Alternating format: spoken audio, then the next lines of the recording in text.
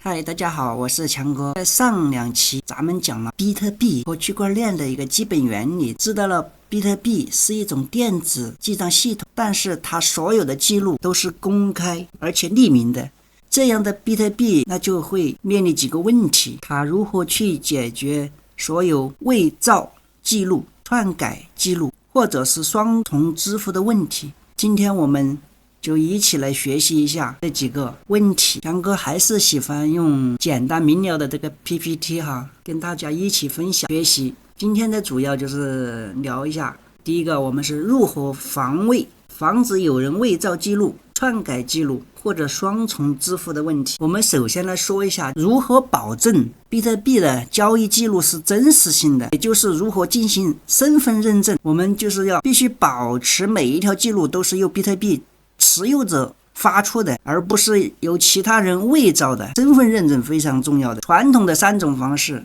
我们应该都知道，第一个是 A， 也就是人脸识别。我们去银行办理业务，银行要求我们必须本人去，为什么？因为他就是要刷脸，别人是代替不了的。 B， 第二个就是签名，这个大家都有亲身经历就是说当我们去办一张卡，对吧，在最后我们都要进行签名，也就是说我们可以在某个文件上签字，表示我们就认可了这份文件所有的内容，它就是相当于具备法律责任，我们已经签了，我们就要承担这个上面的内容。那第三个就是指纹了，因为这个也是独一无二的，每个人的指纹都不一样，你按了手印，那就表示你对按手印这份文件表示绝对的认可了，对吧？这基本上就是以前的3种传统的身份认证模式那第二个呢，就是这些方式在电子支付系统上都不能实现。为什么呢？因为无论是人脸签名还是指纹，我们利用计算机系统都可以进行拷贝，我可以拷贝下来你的签名，然后添加到我伪造的记录上，这不就行了吗？所以我们必须对这种传统的身份认证方式进行更改。怎么改？那我们就叫什么？电子签名。电子签名系统在上期我们讲过了。首先，一个比特币的用户他在注册的时候，系统就会生成一个随机数，然后通过这个随机数产生一个叫做私密的字符串。私密字符串也可以产生一个公钥，它是对应的，同时它又可以产生一个地址。它这2种私钥跟公钥重要性是不一样的。首先我们这个私钥是最重要的，你要保存好了，因为它是有一个加密的，也就是一个保密的，非常的重要。如果你的私钥没有记住或者丢了，那你所有比特币都不见了，也就是说在你的注册这个账号上面的比特币你就领取不到了，就像我们的银行卡一样，对吧？所以有些人呢会把私钥放在一个没有联网的电脑里面也有一些人帮他背下来记在脑子里面，重要的事情讲3遍，私钥是不能丢的。而公钥它的地址是公开的，但是公钥呢它是公开的，如果你想让别人给你钱的话，你就要把你这个地址和公钥一起发送过去，所以这2个都必须是公开的。但是发给人家也是没有关系的，因为通过公钥它也反算不出私钥的。上期我们也有说过，就像SA 256的算法一样，反着算不出来的。同样的，私钥到公钥是可以算出来的，反过来公钥算私钥是算不出来的，这也是一种加密的一个手段那么私钥和公钥的有什么作用？私钥可以对一个字符串进行加密，而公钥可以帮这个私钥加密之后的数据进行解密，也就是这个公钥可以把这个私钥的加密之后的数据进行解密。那么加密和解密它这个钥匙是不一样的，这种加密的方式我们称为什么？就称之为非对称加密。比如典型的非对称加密就是RSA 加密、RSA 加密，所以这个比特币也是使用了非对称加密。它加密的时候使用私钥，只有你能够加密，而且任何人都可以解密你加密之后的一个信息。比如现在我们就想问，是吧？假如 A 他想付给 B 10个比特币，他怎么办？那么 A 他就要做的一件事情是什么？他要首先写那么这一个记录，这一条记录，他要帮这个记录进行数字摘要，他进行哈希运算，算出一个摘要来，这个摘要就出来了，对吧？这个摘要呢，其实就是通过 SHA-256 运算出来的摘要。这个摘要算完之后，他才通过自己是要干嘛了？进行加密，加密完了之后，他就会产生一个密码，这个就是 A 要干的事，他就要干嘛？他就要进行广播分享给全网。他首先是要付给 B 的10个比特币，告诉别人我给了这个 B 10个比特币。他同时要帮自己的什么公钥分享出去，他要告诉别人我的公钥是什么，同时他还要把这个密码，当他经过加密之后的这个密码也分享出去。别人拿到他的分享之后，去琢磨对比，说这条信息是 A 给了 B 的10个比特币，对不对？是不是真的 A 给了 B？ 那别人怎么去验证呢？首先他是接收到了这条信息过后，他会做一个什么哈希运算，他就算出来得到一个摘要1，这个摘要其实和 A 自己算出来的摘要是完全一样的。同时利用这个分享出来的公钥和密码进行解密。我们知道用公钥可以解密一条信息，它解密出一个密码对应的是什么？那就是摘要2。所以我们通过这个摘要1跟摘要2进行对比，就说明你这个密码是符合要求的，因为你有你唯一的私钥，所以你可以进行加密。我就认为这个 A 他的分享是正确的，我就认可他这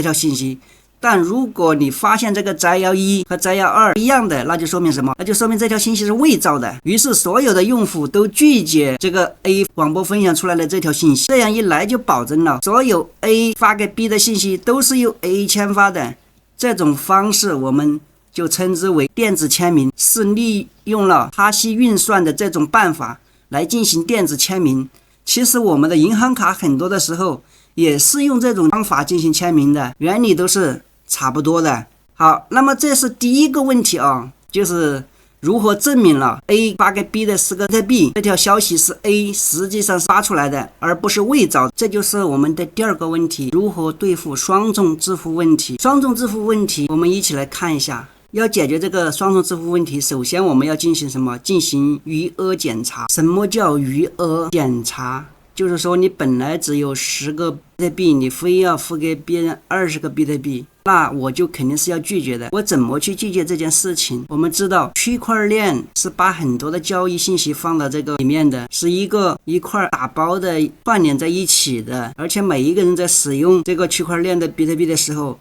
他都会下载所有的信息，就从第一个创世纪的这个块开始，一直到后面这块都是有所有的信息，他都知道的。如果说有一天 A 给 B 20个比特币，并且把这件事情分享出去成了新的块，那么别人在接到这个信息之后就会去检查。那怎么检查？就会说去 A 你的比特币是从哪里来的？他是通过这个块挖矿获得的50个比特币，在这个块支付了20个比特币跟 B， 这样一算下来一共获得50，支付了20，剩下了30，所以你付给 B 的20个比特币，那这条信息是被接收的，被网络接收的。那比如说你是分享出去 A 跟 B 60个比特币，他一检查到你挖矿获得50，对吧？你支付了20，你只剩下30，那么你这条信息就是被拒绝的，不会被确认的。你发出去这条信息也是没用的，因为别人不能确认。那什么时候被别人确认？直到你这条信息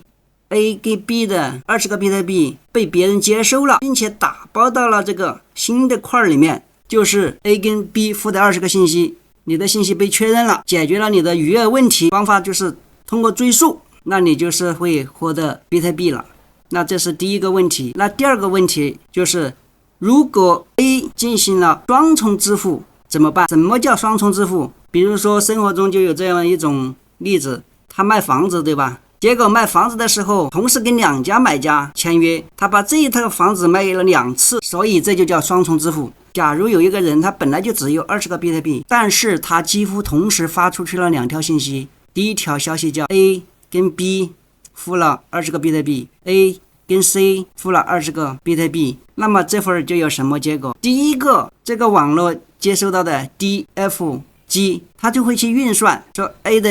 余额还够不够。如果说有人接住了第一条信息的话，他去再接收第二条，他就是会被拒绝的，因为网络上的每一个用户接收到 A 的信息过后，他都会去追溯看一看 A 的余额够不够，所以有些人可能会先接收到上面的这条信息，他就自然而然的会拒绝他的下面这一条信息，因为他的余额已经不够了。当然也有一部分人可能先接收到下面 A 跟 C 的一个支付信息，这样一来呢，他自然而然的就会拒绝上面这条信息。这个时候就算接收到了也是没有用的，因为他们会把这个信息打包在自己这个块里面。接收到这个时候，他就会帮这条信息打包到这个块里面。N 接收到这个信息，他就会帮他打包到这个块里面。上面一样，他先接收到这一部分，他就会帮 A 跟 B 的一个信息打包到这个块里面。F 他也会同样给自己打包到这个块里面。G 也是打包到这个块里面。那这时候都还没有确认呢，什么时候确认？直到这一 DFGMN 这几个接收到信息里面的有一个幸运儿，比如说 F 找到了那道数学难题，打包成了这么一个新块，它就相当于挖到这个矿，于是它就会制作一个新块，这个块里面它就包含了 A 付给 B 的20个比特币。这个消息呢，它会又帮它区块链连接到上面 A 跟 B 的这个块里面，这样一来，这条信息就被确认之后，又会生成新的一个打包块。刚才在这下面这个 MN 这条记录的这些人一看，上面有了这个新块，所以下面这一些人都会放弃自己的这个块，站队顶到上面去，都会站队到 A 发给 B 的一个这条信息上面去，所以底下这条信息都会被抛弃。同样的道理，如果是下面这一些人有一个幸运儿算出了这道数学题，那么这个消息被确认过后，就是它生成了一个新块，它包含了这个 A 跟 C 的一个20比特币的一个信息过后，生成一个新块连接到最上面，它又生成一个新块被确认过后，这个就 A 跟 B 的这条信息都会被抛弃，上面这一部分接收者也会站队到下面放弃这一条信息。所以当我们接收到别人给我们付款的时候，我们不能当时就认为钱已经到账了，我们必须等到什么时候？就是等到这个新的块形成了，这条信息已经被记录到这条主链上了，我们才认为这个钱是真正打给我们了。这就是我们如何去防止双重支付的一个问题。那么比特币还有一个问题，那就是它如何防止篡改。比如说有一个想篡改记录的人，他不可能伪造别人的签名，对吧？因为签名这个是不可伪造的，是电子签名的，但是他可以算出某一条记录。比如说他给别人了10个比特币，现在他想把这条记录算出，伪造一下，篡改一下这个记录。那我们怎么样防止这种篡改信息？首先呢，我们要说比特币有个原则叫做什么？最长链原则。什么叫最长链原则？就是说这是一个区块链，比如说目前已经到这个地方了，那下面很多的矿工在那里拼命找方法打包成一个新的块，2个矿工同时找到了一个新块，然后把新的信息向周围的人都分享出去。分享了之后，有些人一看上面这个人已经有人找到了新块，而且找到新块这个底下现在是2拨人都会以自己收到第一个新块的信息为准，因为他收到这个新块过后，他也不知道还有个分支，那怎么办？他们都会先不管接收到的一个块，继续往下面运算。当某一个时候，这个 B 的这个幸运儿是吧，他算出来了一个新块，在自己的战队上又加了一个大块，这个块又生成一个新块。大家看这个时候的这条链是不是就要比下面这条链更长了？当他把这条信息分享出去之后，全网都知道了这条链是最长的，对不对？这样一来，这些人会怎么样？那肯定都是会在下面这些 D、F 包括还有 H 啊、Go 啊，这些人都会站队跑到上面去了。大家再继续往下去算这个链啊，那刚才挖矿的这个人，第一他就失败了，因为这个矿本来被挖出来的，结果又会被抛弃了，因为这所有的人都会站队到上面这个最长链上面去了。那有的人说我就不上去了，我就要在这底下这条链往下走，行不行？那也是可以的，但问题是什么？全网最基本的原则都是找最长链的。如果就是说你认为你自己一个人可以对抗这所有的千万的，或者更夸张一点，你能对抗全世界的人，那你就在这个底下继续挖矿。但是大家都会认为这个是最长链是最有希望的啊，也是成为了公认的原则的，所以大家都会往最长的链上面去跑。有了这个最长链之后呢，我们就可以说一下怎么防止篡改了。我们看一下刚才我们说过的这个块，有一个人他分布了一条信息，就是 A 跟 B 分享了，他支付了10个比特币跟 B， 这条信息他已经发出去了，但是他想篡改他这条信息，可能他就是抹掉自己的一条记录。什么记录？就是他分享出去的 A 跟 B 的一个10个比特币的，现在他不想要记录了，他想把它抹除掉，那怎么办？他就有这么一个方法。后面本来这里刚才说了已经有一个链，现在他在重新计算，重新打包计算，算出一道数学题。大家注意，这个工作量是很大的哦，全世界每10分钟都会出来一个块儿。但是你作为一个人想去改掉这个东西，你是作为一个人，那你就要自己算出来，算出来之后你要重新打包，于是就造出这么一条支链。这个支链里面是不含 A 跟 B 的信息的，伪造了之后呢，别人不承认，为什么？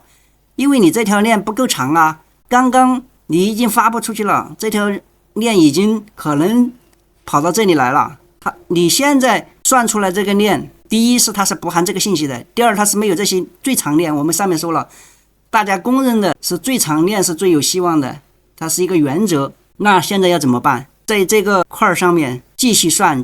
什么时候你算出的链比这上面这条链或者全世界的人算出来的都还要长了，那你这条链就是伪造成功了。也就是说，从理论上来讲，你是可以进行改动的，但问题改动了之后，别人承不承认？除非你的计算能力超过了世界上所有的人。那有人说，万一这个世界上就有这么一个坏人呢？他控制了全世界50%以上的电脑，为了改掉这一个区块链的记录。但是大家要注意了，如果一个人他有很多钱的话，他就不会去当一个小偷，对不对？同样的道理，如果有一个人他都能控制全世界50%的电脑了，那么他也不会去通过这种办法去抹掉自己的一条记录。他为什么不在这个条真正的链条上努力的挖矿，让自己的钱越来越多了，对不对？所以从这个角度上来说，比特币是通过这样的方法来防止篡改的。你一旦想篡改，你的就是跟全世界的人进行对抗的。很简单的一个道理，你这个条消息是最先发布出去的，而且一分享出去过后，成千上百万个人他就来承接这个块的信息，他们就会继续往下算。等你算出这个块的时候，可能下面已经就是成千上百万个拼块了。所以你要伪造成功，你的计算能力那 CPU 烧坏都可能很难通过的。所以说一般是一个人要战胜全世界的人这样进行对抗，还是机会是比较渺茫的啊。所以这件事情是可能性的是非常低的，而且随着后续的链的增加，你改动的难度是越来越大。所以一般大额的交易都要多登几个块，比如说6个块，1、2、3、4、5、6个块之后，我们就是认为基本上没有篡改，我们就确认这条信息了。比特币作为一种新型的技术手段是非常新颖而且实在的，比特币也没有一个中心发行的机构，不用担心主权危机。最重要的是什么？比特币的总量是固定的，不会存在滥发的风险。比特币天生具有防卫属性，而且可以追溯。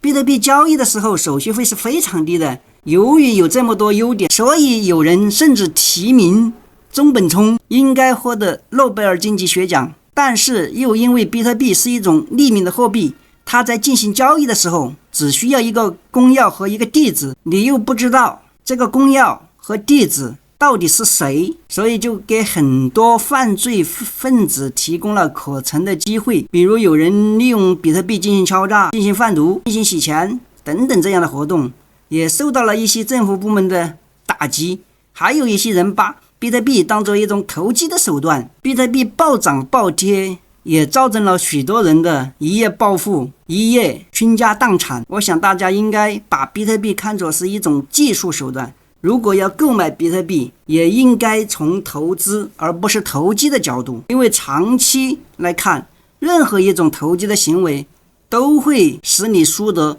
倾家荡产，而只有投资才能使你稳定的获益。所以通过这几期的视频，大家对比特币的一些定义，对吧？原理有所了解了没有？它基本上是非常安全稳定。好，今天的视频就跟大家分享到这里，我们下个视频再见。